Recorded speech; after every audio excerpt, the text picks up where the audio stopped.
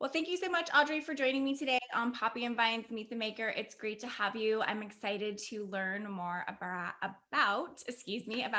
Kraftty Kitchen. I think I said that correctly. Perfect. Yeah, thank you. I'm excited to be here too. Great. Well, please tell us a little bit more about your brand, how you got started, and we'll take it from there. Okay, awesome. So my name's Audrey. I live here in Sonoma County in Kenwood. I've lived in Sonoma for about 10 years now and grew up in Napa. So I'm definitely local native. Yeah, you're And a wine country kid for sure. exactly. Um, so I created Kraftty Kitchen, and just to explain what it is, I have a couple containers here. So this is my chocolate chip cookie dough, Which is and delicious. thank you. Yes, you did get to try some, and you said easy to make, right? It's like a cinch. It's, what everyone wants cookie making to be. Yeah, it takes the mess away. Like you don't have flour to clean up or like mixing bowls to clean up. Yeah, it's perfect. Awesome. So I created it prior to doing cookie dough. I was always in the health and wellness business. When I was first moved to Sonoma, I was teaching classes, doing personal training while going to school and everything. And I kind of realized after a while that fitness was only able to take my clients so far. It was the nutrition that was truly lacking. And what changed my life when I was much younger in high school, I actually struggled with an eating disorder, went super extreme, just trying to get as thin as I possibly could. It was in that era of like, The um, ultra thin. sorry, I just heard a noise. We have animals on the farm, and I was Oh, making sure that everyone was okay. yeah, no, they Yeah. completely understand. So it was the Nicole Richie era. It was like everyone was like I can still picture that photo of her that like inspired me to get super thin. Anyway, so fast forward to about uh, probably 2010 was when I discovered paleo, and it was all about just eating real food and the thought of like red meat and like fat and oil like being okay and actually like nutritious just blew my mind. And I was like, hey, I've tried everything else. I can't go back to restricting myself. And that's when I realized how much food affects like not just weight gain or weight loss, but sleep, mood, energy, like addictive patterns, like Mhm. just keeping ourselves, less extreme highs and lows and more of just, that peace of mind, like things not feeling so heavy in the mind. Right. And that's what eating real food really did for me. Now, of course, when paleo first came out, it was still okay to have all the healthy desserts, like, even if it was honey, maple syrup, Mm, agave was healthy for a while. That still is sugar. And right. it was still affecting certain areas of my life that I didn't realize. And as the industry evolved, there were products on the market that fit my needs. Like, okay, this is healthy sugar. This is grain free. This is dairy free. Good enough. But then a couple of years ago, I really realized like sugar of any source. I mean, fruit was okay. Like, obviously, vegetables have natural sugar in it. Right. But to add sugar to my desserts, especially right before bed, which is usually when we want it, I couldn't do it to myself anymore because I started to associate eating sugar before bed with not getting a full night's sleep. Like, Oh, wake up in the middle of the night, 3 a.m., can't right. go back to sleep. And then, that, as many of us know, that also turns to a wandering, overwhelmed mind. Yeah. It's almost like your sugar rush, like you crash. Yes, Sugar rush in the middle of the night. Yeah, that makes sense. exactly. And also, it's the time where your gut bacteria feeds. And if you have much more bad bacteria than good bacteria, there's a lot to eat. And strangely, that also wakes you up. So there's Right. the gut bacteria. And so I started making healthy dessert with monk fruit and erythritol, which is like the coolest invention that's come out, I think, since like the healthy paleo industry, because it really is like granulated sugar. Like it just looks like what you would think is like table sugar or whatever Hmm. it's called. So I just had a lot of fun actually taking my childhood recipes, things my mom used to make, and taking the sugar out. Also, when I eat dessert, I don't want to feel super stuffed, so I go for grain free. I don't eat gluten, and I also can't eat dairy. So those are all really important to me as well. And I started also hosting 28-day no sugar programs for members at Park Point in Okay. Sonoma. And each week I would bring them a little treat, just to like show them like you can still enjoy these foods, just need to learn, How to how substitute alternatives. exactly. And it was fun and exciting for them. Like they couldn't believe that it was healthy or that, eating this could actually support their health journey. Whereas people still associate, oh, it's sweets, it's desserts, it's not healthy. And yes, of course, everything in moderation, Right. but it's not going to affect your cravings and your sugar addiction like the real deal hard stuff does. Right. I think, while sugar is still a natural product, the refining process of it and what it gets stripped down to and remanufactured into versus maybe, extracting it from monk fruit, like you mentioned, are probably play a very different role in our bodies overall. Absolutely. And, our bodies are still programmed like we were as cave people. And think about how few and far between they had any source of sugar, like berries. We know how like pricey berries are because they're still a delicacy. Right. So back Point. then, that was a delicacy. And so our bodies really don't require or even need the amount of sugar that we're so used to. I mean, growing up, there's a photo of me. I need to find it because this would like be awesome, like social media post. But there's a photo of me that my mom has on the table eating out of the sugar bowl, just like, Oh, wow. and then another one of me in my bed with like a loaf of iron kids bread. Yeah, like Oh, that's super. yeah. I remember that bread. It's It like was so good. white bread to another level. It was delicious. Yes. Yeah. So I definitely, for those who feel like, oh, I'm addicted to sugar, like I could never give it up. I was that person, like total addict from when I was a child up until, I mean, there's these like sugar-free gummies, and gummies were my thing as a kid. And they're sweetened with like, I think it's erythritol, stevia, so no sugar added or anything. Mhm. They're super yummy. And I swear, the second I open up that packet, my mouth starts to water because it's like that, like Yeah, you're like sugar. instantaneously brought back to that place. It's like Pavlov's dog without, Yes, really knowing it. totally.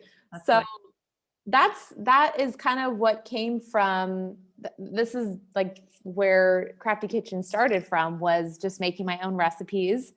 I also, when I started realizing how much fun I was having and how excited other people got about it, I reached out to Ramekins and I hosted a no sugar added baking class right before COVID started. And it was oh, probably the funnest thing I'd ever done. And we were already planning like a second class. So I was kind of bummed about that. But it definitely encouraged me because the class was sold out and people drove from like Sacramento. I was like, okay, clearly, wow, that's great. The demand yeah, is there and people are looking for those alternatives. exactly. So I was super inspired by that. And then I had other people that saw my recipes on my website reach out and say, can you make this for me and I'll buy it for you? I don't really want to buy all these ingredients because they're Mhm. expensive and I know me and I won't like Do it continue to use again. them. Right. Right. And they're not cheap ingredients. Um, so I definitely made it to help people, be able to enjoy their favorite treats, have your cake and eat it too, but not feel like garbage. Right. And the the sugar free option for me, I mean, this really started with me when I was a kid. I was addicted to cookie dough. That's what I made every week. And so now I have my sugar free option, but it's also vegan, gluten free, grain free, dairy free, egg Mhm. free. So it's really great for anyone's lifestyle, whether it be paleo, if that works for them, keto, Mhm. a vegan lifestyle, which is very common and, important for people these days to have that option that also tastes good. Right. Yeah. I mean, I think,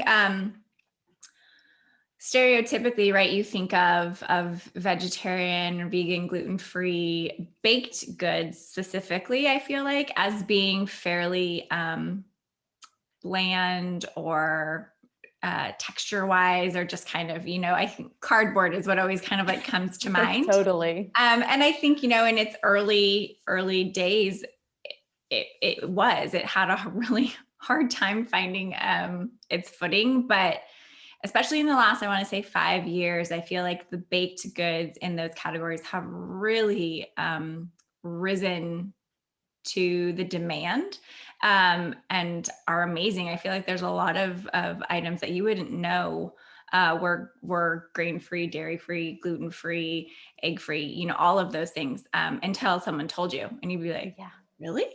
Which I think totally. is great, and it is nice. And I also, I am none of those things, but I also appreciate that when I do enjoy a vegan meal or a baked good, you can feel the difference afterwards, physically. And I think that that's something that more and more of us are starting to pay attention to and realize.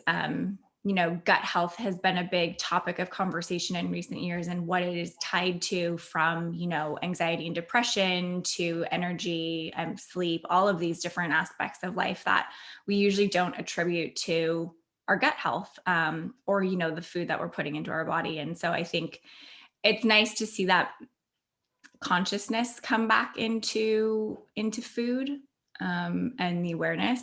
And I know that's not something that's always available for everyone, Sure. which is unfortunate. But hopefully, as we continue to move forward in the food system, that will hopefully become an option. Yeah, yeah, well said. Everything you're saying, I totally agree with. I think the gut health is a huge one, and sugar does not help that.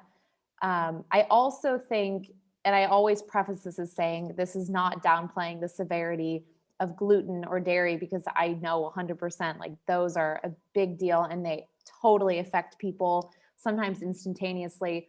But I don't think there's enough information around how sugar affects us immediately. Mhm. Of course, we know that it can cause diabetes and other very serious inflammatory diseases that can lead to things that you really can't reverse, and you end up just having to live with them. And options like these certainly help. Other sugar-free options and non-inflammatory ingredients. But I think that there needs to be more awareness of, how sugar affects us, and we might not even realize it. Kids, for example, like tantrums, and kids are always like, oh, they can eat it, they're kids, it's not a big deal. It's like, no, sugar affects them. Like maybe they burn it off faster, but Right. there's still the high, the crash, and then the continuous craving for the sugar, because they associate, oh, I feel so euphoric after I have that bite of candy. And then each time you have that crash, you want that high again. It's so much proof has shown that it's like just as powerful as a drug. Right.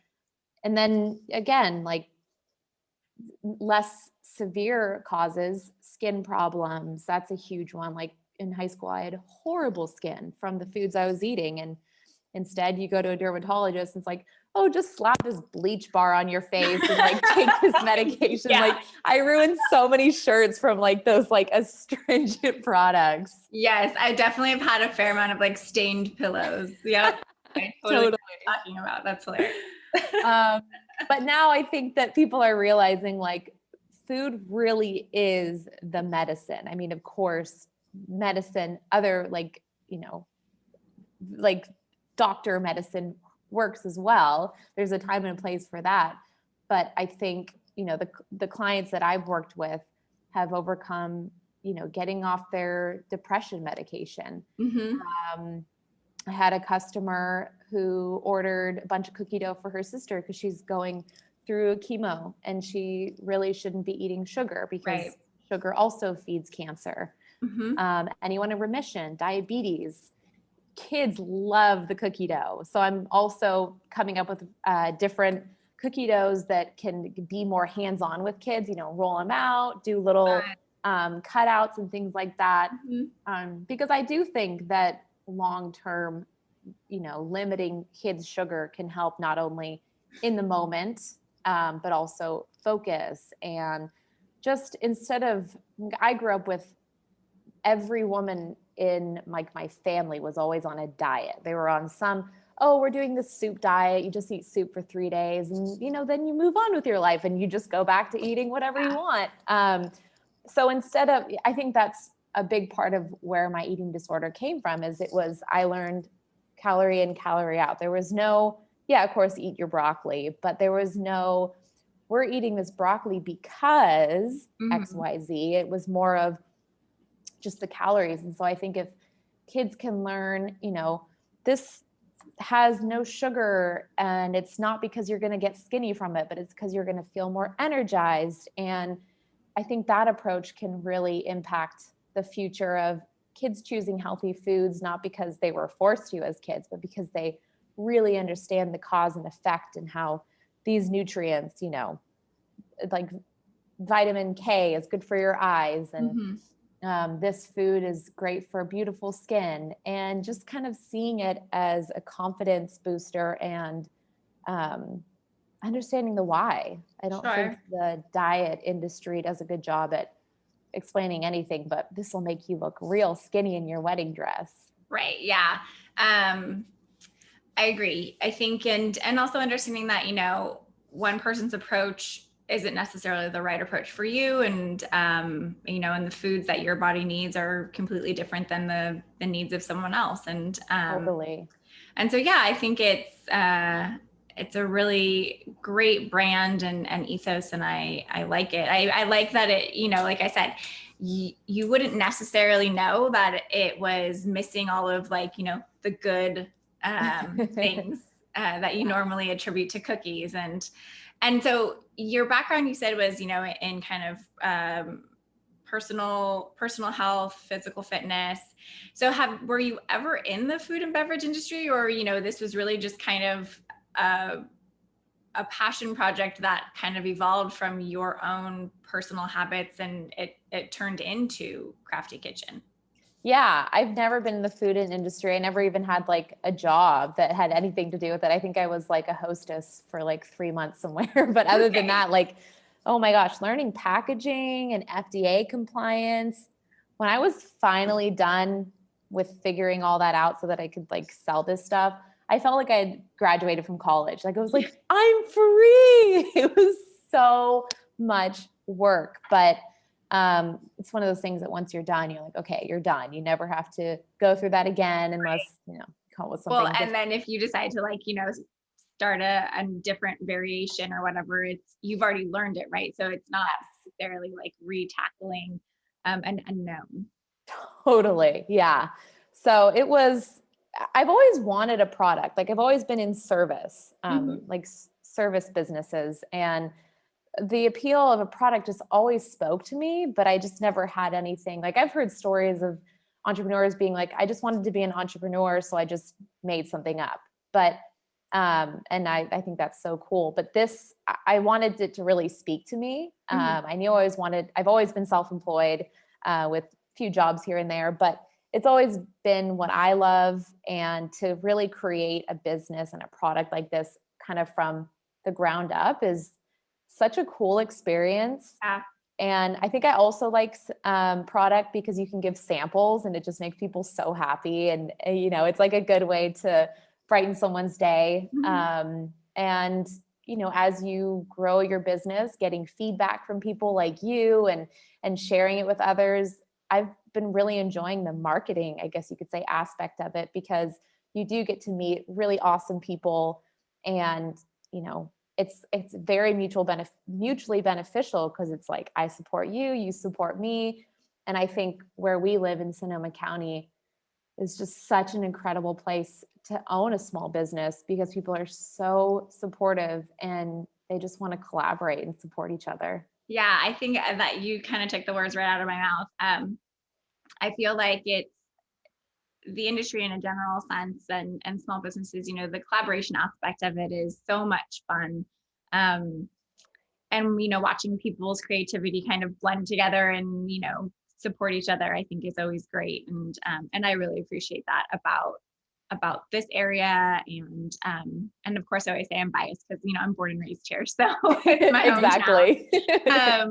But I do feel like it's unique to other places that I've either lived or, experienced. So I do appreciate that about this area and the service industry as a whole. Definitely. Yeah, because you're in the hospitality and industry, obviously. Yeah, that's I studied hospitality in college, and I've been in food and beverage. It has been my main job since I was 15. I've been in some kind of Wow. service industry since then. Yeah. So That's awesome. something in my bones just draws me to it, I guess. But no, it is. It's fun. It's a crazy industry. I don't, I I think it's definitely not for the faint of heart. As you've now found out for yourself, especially building something from the ground up, um, but it's fun industry, I think, and more people are in it than they realize. I also think is an interesting aspect. Hospitality is far reaching. It's not just Yeah, food and beverage or travel and tourism. It is, as you mentioned, even being a personal trainer. I mean, that is a service related job. totally. And so, yeah, I think it's thinking of hospitality in a grander scheme of things and how many industries that touches is an important aspect that I think is underrepresented. Yeah, I would say so too. I mean, just owning a business, you want to make sure that you're hospitable, and when people, any connection you have with someone is a positive experience, because that relates to your product. Like if I had a bad experience with the product, I'm like, I like it, but I don't want to support it, Right. Exactly. So Kraftty Kitchen officially launched just prior, is 2020 its official launch year? Exactly. Yeah, Oh, it was, I think my first like unofficial like sale was like in March, was when that one person was like, "Can you make this for me? I need like a healthy treat." And then of course I tested the market, and then I got all the legal stuff. And so legally October of Okay. 2020. Yeah. So it's a fresh start, and it was an interesting year to start a business. I'm sure. Although, I'm a strong believer in like timing is everything. Everything works out. Everything starts and ends when it's supposed to. But I felt like it actually benefited me because I was able to offer delivery, and during a time where everyone was worried about feeling healthy, but yet everyone wanted comfort food. It was like, this was a great option to keep your immune system up, because sugar and unhealthy food definitely does not support a healthy immune system, but also kind of get your cravings and eat your comfort food, feel like a kid again. Like whenever I eat this cookie dough or cookies or any dessert, because I just don't really eat it anymore, it's like, I'm like being a kid Right. again. Yeah. Well, and so many people were home looking for things to do, things to do with their children. I mean, it's a great, kind of family project, experience to roll out cookies, smash it, bake it, enjoy it. I mean, it was, yeah, I mean, I think you're right. Everything happens when it naturally is supposed to fall into place. And I think that's great. Yeah, thank you. I think so too. Yeah, I enjoyed. It was cool because I already had like a regular newsletter through all my coaching and nutrition clients. So I had a great outlet that was already virtual. So again, I didn't feel like I was starting with no database. We are starting to get into some retail stores, which is super exciting. Very exciting. Congratulations. Thank you.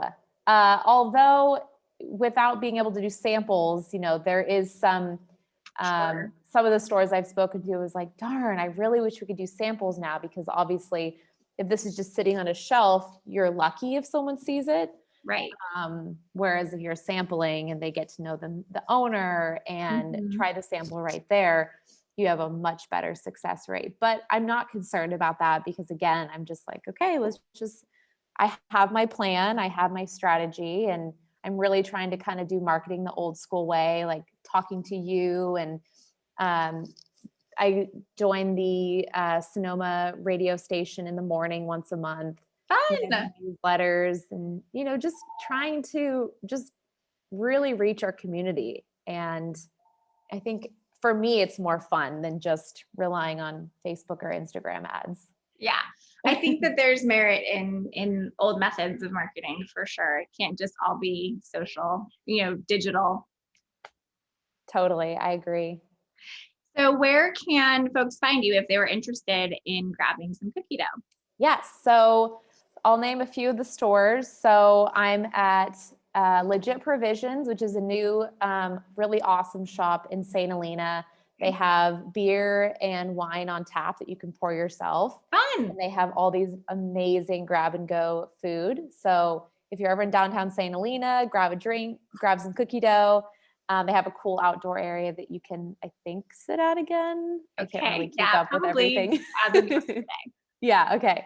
And then this is kind of the first time I'm announcing it, but I will be in Glen Ellen Market at the end of this week. Oh, very exciting. So that's really exciting. Yeah. And then, of course, my website, I do deliveries every week, and it's krafttykitchen.com, KRAFFTY kitchen.com. I'm also on Instagram, Kraftty Kitchen. Those are all the places you can find me. Awesome. Well, perfect. As mentioned, the cookies were delicious. I tried the chocolate chip ones and was pleasantly surprised by their taste and texture and overall quality. And so I feel like you've got lots of success coming your way with the Kraftty Kitchen, and look forward to trying some other ones. Thank you. I appreciate it. Well, thank you again, Audrey, for being on Poppy and Pints Meet the Maker. It was really great to chat with you and learn more about Kraftty Kitchen. So thank you again, and look forward to when we can officially meet in person. Totally. Thank you so much, Lindsay. All right. Have a great day. You too. Bye.